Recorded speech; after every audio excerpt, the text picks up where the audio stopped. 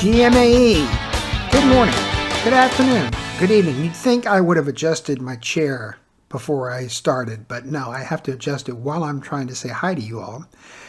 Good morning, afternoon, evening. It is actually Saturday, and welcome to the first episode of Season 2. Welcome to 2024. My name is John Willett. I am and will be your host for this afternoons. It is afternoon. It is, honestly, it's 3:04 in the afternoon when I'm talking to you. Welcome to 2024. Welcome to a brand new year. Welcome to a brand new season of Potholes and Cadillac Dreams. There we go. I have to fix my camera so that I'm pretty.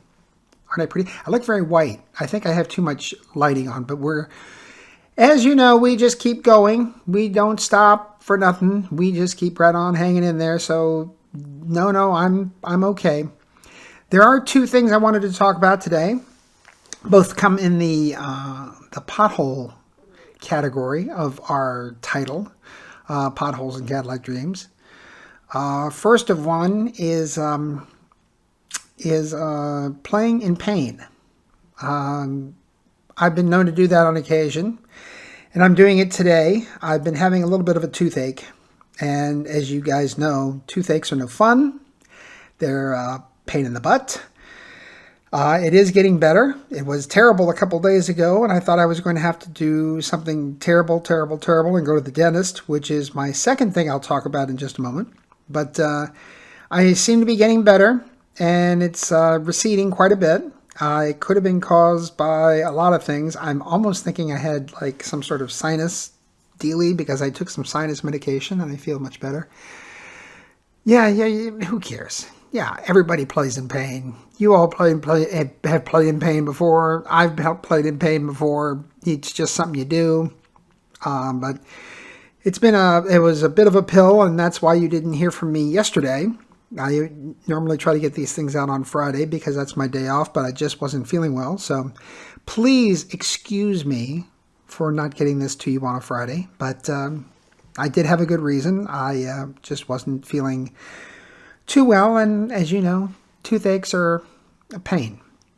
Second thing is phobias. I have a phobia about the dentist. Any of you that know me, and most of you do know that I have this real serious challenge with dentists. It started at an early age when I was a kid. I had a dentist who was, he wasn't nice to children, I don't think. I won't mention his name, but he wasn't real good with kids. Let's put it that way. And then at the age of 21, I think it was, I had to have my 4 wisdom teeth taken out. I'm showing, by the way, for you buzzsprouters, I'm actually showing the people at YouTube where the 4 wisdom teeth are, which would be on the side of my face. You're not missing a thing. It's just me being stupid. So I had to have my 4 wisdom teeth taken out, and I go to this thing, and I don't know whether the surgeon just had a bad day or whether he wanted to, just take it out on somebody. But it seems like he started at one corner of the room and then ran at a dead halt and then leaped in the air and jammed needles into my mouth, because I've never had shots that were so painful in terms of Novocaine and whatever in my entire life. They were trying to also knock me out, or at least quasi-knock me out, so that I didn't remember what was happening. But I certainly remembered the first 15 minutes of it, because I think they gave me 8, 9, 10 shots, and each one of them was more painful than the first. And he seemed to just not really give a damn. So that was another one of my little things that kind of caused my phobia. Another one was when I lived in Virginia. I went to a dentist that my ex-sister-in-law was working with. And he was a brutal son of a gun. But what he would do is, I had like 4 or 5 cavities and he was doing them all. And it was just one more, like I said, one was more painful than the next. It was just stupid. But this guy kept going, sorry. I'm thinking to myself, stop being sorry, you ass. Just don't hurt me as much as you're hurting me. But he would, sorry. So that's something in our household. if I heard somebody, it's like, sorry.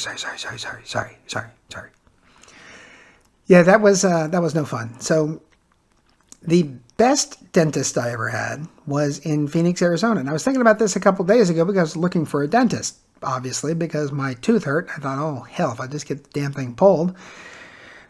And I was looking for a female dentist because the best dentist I ever had was a female dentist in Phoenix, Arizona. I wish I could remember her name for you boys and girls who are looking for dentists. Maybe she's not even working anymore. She could have been retired. She should be retired because she was brilliant. I had a couple things that needed to be done. She immediately said, would you like some music to listen to? So she gave me headphones with Jimmy Buffett going through them. Funny that, Jimmy Buffett. What amazing coincidence. And then I never felt the Novocaine shot. Never, ever. It took a while to deliver it, but I never felt it. And she said what happens is you start at the very beginning and you give it a little, and then you just keep going and you keep adding and adding. And she says it takes longer, but you don't feel the shot.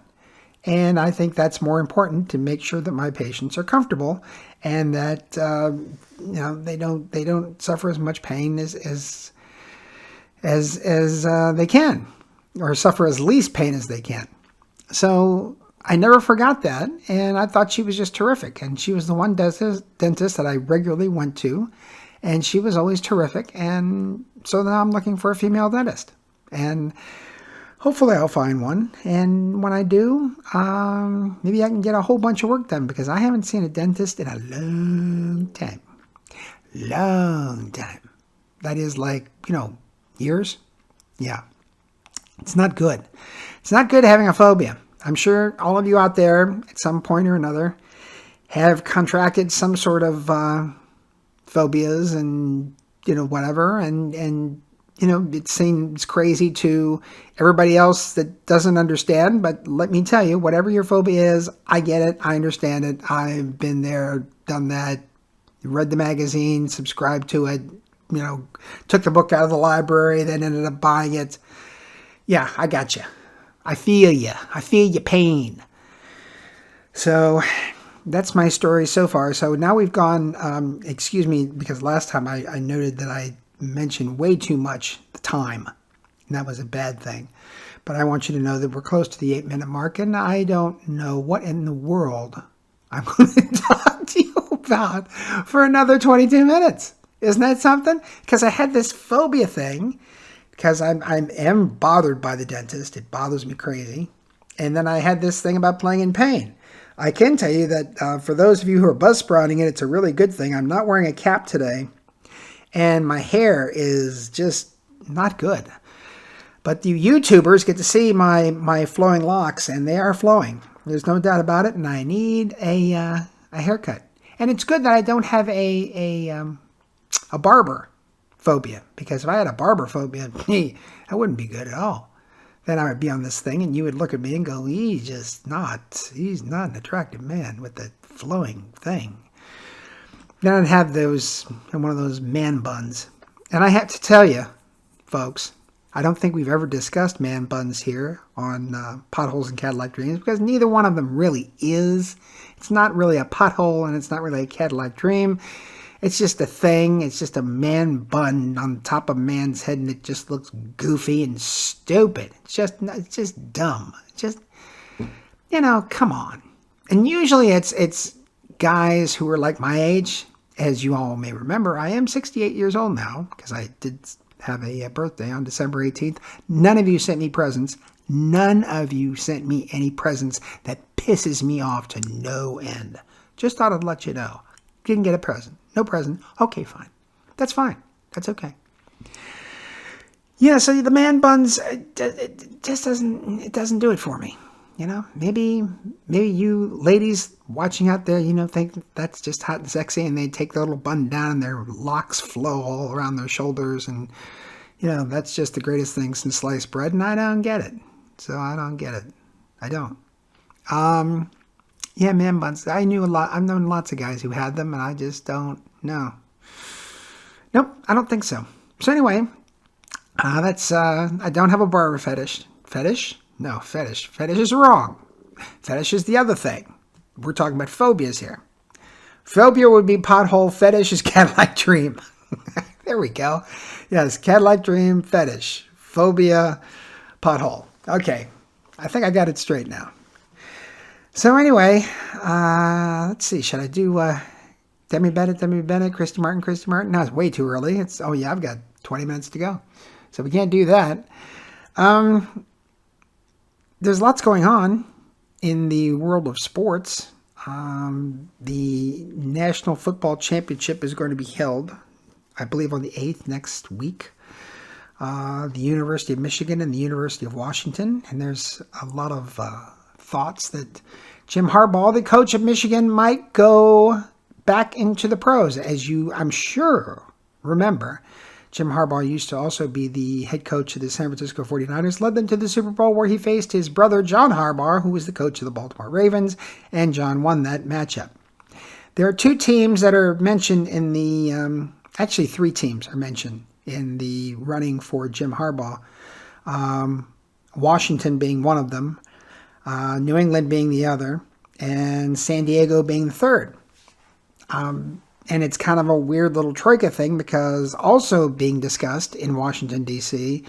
is the coach of the New England Patriots, who you may remember. He's been around for a while. He's going to, they think he's either going to be fired or he's going to be traded to the Washington Commanders.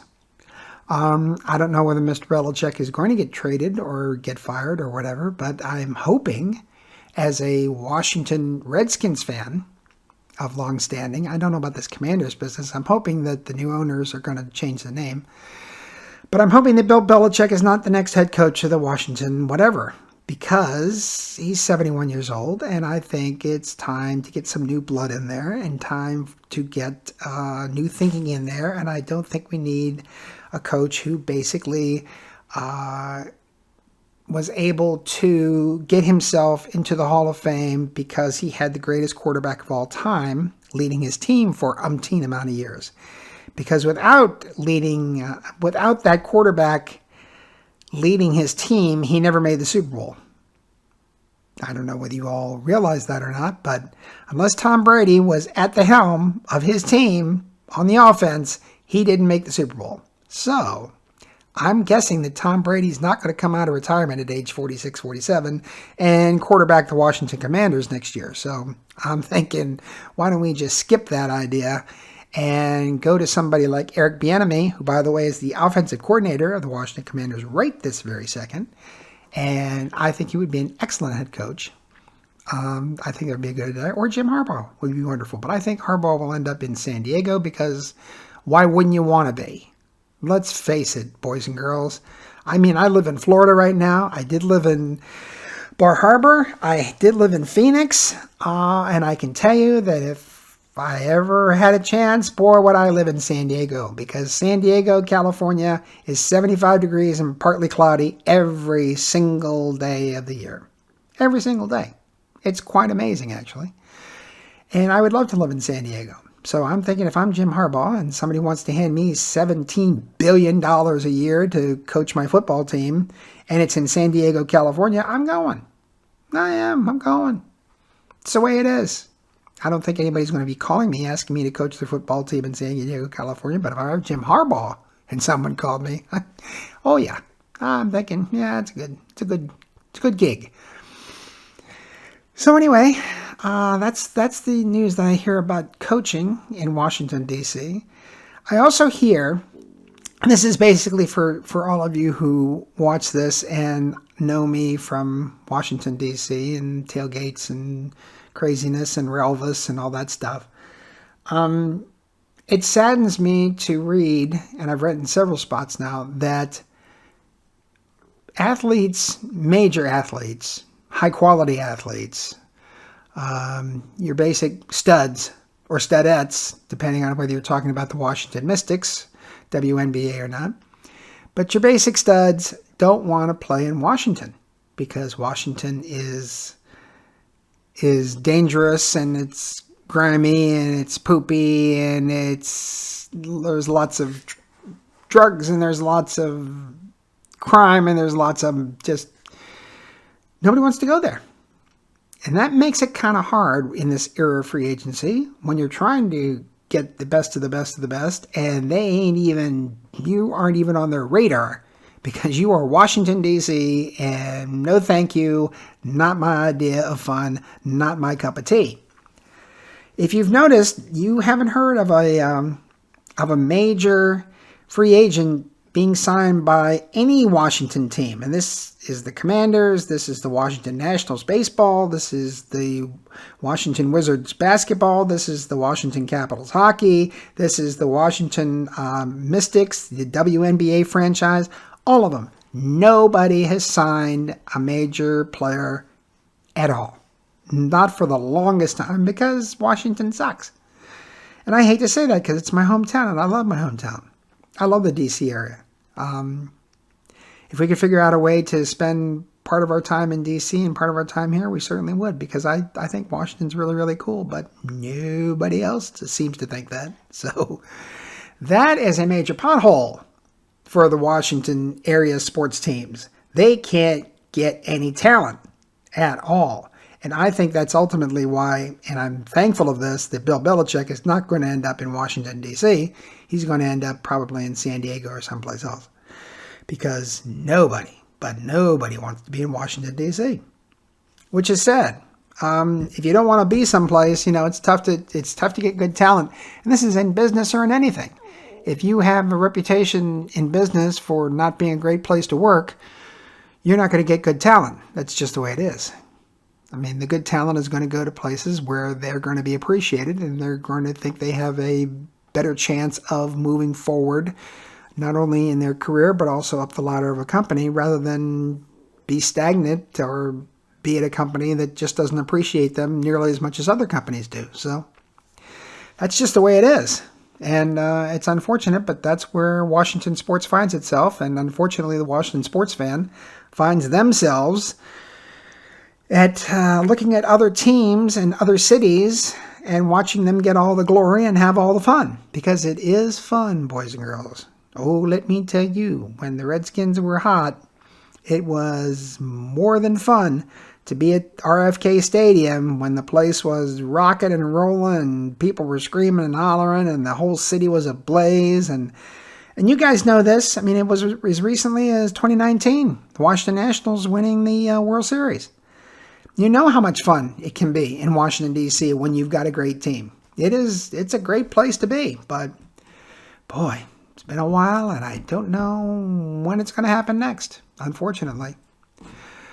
So, we move on. We move on to, we're not going to talk politics because we're never going to talk politics because we talk politics. Oh my God.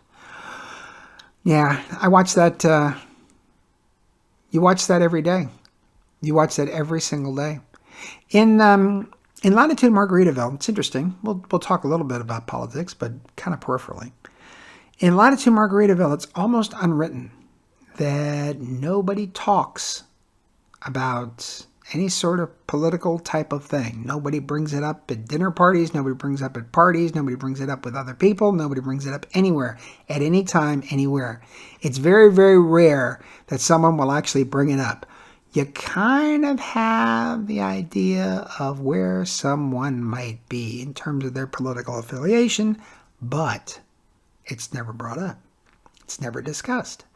It's never even, whatever. And I think that's a good thing, actually. You get to know people a lot better that way when you don't have to have that cloud hanging over a potential relationship. You find out,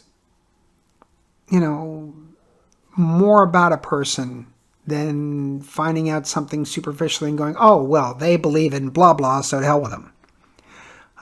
We don't do that here. It's like just skirt. Everybody's talking about everything else, and that's fine because you get to know someone better. You get to judge them for actually who they are and not what they believe in politically, which is just a small portion of them. So, however, those folks, like I said, you kind of know. you kind of know, how people stand. So we don't talk about politics on this program. We don't talk about politics in Latitude Margaritaville. So I just don't have any outlet at all. And I just, it drives me crazy. That is not true. That's not true. I'm smiling as I say that, all you buzzsprouters. I'm smiling. I'm not serious. I'm just, just one of those things that we just don't discuss. So anyway, holy mackerel. Just to let you all know, I'm at 20 minutes and 35 seconds, and this is one of those days when I wish I had made some notes or something, but I didn't, because I really like just coming on here and just chatting with y'all. It's just, for 2 days, my mind was preoccupied by the lower left molar, which is, as I'm pointing on YouTube, it's like right there. That's where it was bothering me. Buzzsprout, lower left molar. So imagine your lower left molar is like just throbbing. And that will give you an idea of, what I was going through and all that stuff. We did have a party at the house last night, and I got to show off the Relvis outfit. For those of you who know me well, you've probably either seen pictures or know of that I used to walk around FedEx Field, which is not RFK Stadium by any stretch of the imagination. It's this 97,000 seat monstrosity that's in suburban Maryland, Landover, Maryland, and it's a terrible stadium, and it always was and always has been, always will be. And I wish that the new ownership would tear it down and build a new stadium where RFK Stadium is, and that would be wonderful. But until then, I used to wear this thing and walk around the parking lot. And it was really cool because I, had the glasses and the whole outfit. It said like a wool outfit. It was 40 pounds. It was a big outfit. And I would wear this thing and people would love it. And they would, I'd give away scarves and, they get a kiss from Relvis and then they take pictures. And there was a whole bunch of us at the time. There's a guy out there, I don't remember his name. He called himself Super Skin. He literally had like a Flash outfit on. Let me get my hands out there. A Flash outfit on, and he would, it was pretty cool, actually. There were all kinds of others. There was the Chief, obviously, he's in the Hall of Fame. The late Chief, Z. Williams. He was a car salesman. I might have mentioned this earlier on. It was really cool, actually, getting to know him. He would walk with my buddy and I on occasion, and I always asked him why, because he was in the Hall of Fame. There is a fans Hall of Fame in the Pro Football Hall of Fame, Canton, Ohio. You should see it. It's really cool. And Z. Williams is in it, and Chief Z is what they called him because he wore a whole Indian outfit. And I always asked him, I said, "Gee, why are you doing this?" He said, "Well, because I get sugar when I'm with Relvis." Meaning he got kisses and hugs. Everybody would just take their picture with Z, and he wouldn't get no sugar. But when I was with him, because I was doing the Relvis thing and, the scarf and the kiss and blah, blah, he thought that was great because he'd get hugs and kisses after Relvis got hugs and kisses, and he never did. So that's why he would walk with us, which is a good reason, as far as I'm concerned. Get the sugar while you can. But he was a good man. He was a very good man. When I think about the Washington Redskins, I always think about him. And you see him, and if you look at old film, you'll always see him. They always have a picture of him at some point. And he was a really cool guy. Anyway, all right, we're going to close early because I don't want to get you guys crazy. And next week, I'll be more prepared. But we're not going to have episode 1 of this season. We're just going to put season 2, and then we'll have some title. I don't know what the title's going to be at the moment. I'll have to think about this mishmash of mess that I've perpetrated on your ears and your eyes and come up with something appropriate. But we will name it, and then we will get it out here very shortly. And please share it. Please, even I know it's terrible, but share with folks anyway, and they may get a kick out of it. I'd love to start building a fan base so that we can branch out and do other stuff and do fun stuff if we can. So, Demi Bennett, Demi Bennett, Demi Bennett, Demi Bennett, Demi Bennett, Demi Bennett. Please. Sure. That's going to happen. Absolutely. There's no doubt in my mind. Actually, before the end of the year, she's coming on. I just know it. It's one of those things, and I just know in my heart of hearts that it's going to happen.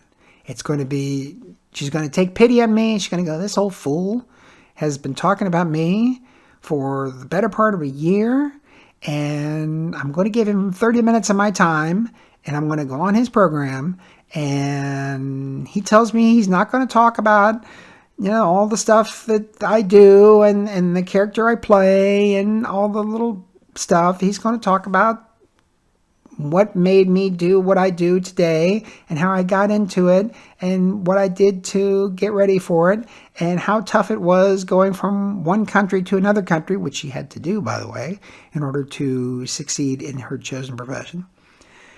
And she's going to come on. It's going to be great. And I'm going to think it's a hoot. And hopefully this is interesting. Her boyfriend, I think fiance now, works in a different company than her. Okay? Some people think that the line that they're presenting, this one company is presenting, the storyline that they're presenting is that she's actually with someone else. But in actuality, in real life, her fiance, I believe, is also from Australia, but he works for another company, so that's really cool to me, I think, that this type of work envelops two companies. I think it's cool. Anyway, Demi Bennett, Demi Bennett, Demi Bennett. And Christy Martin, that's my fault. I know Christy.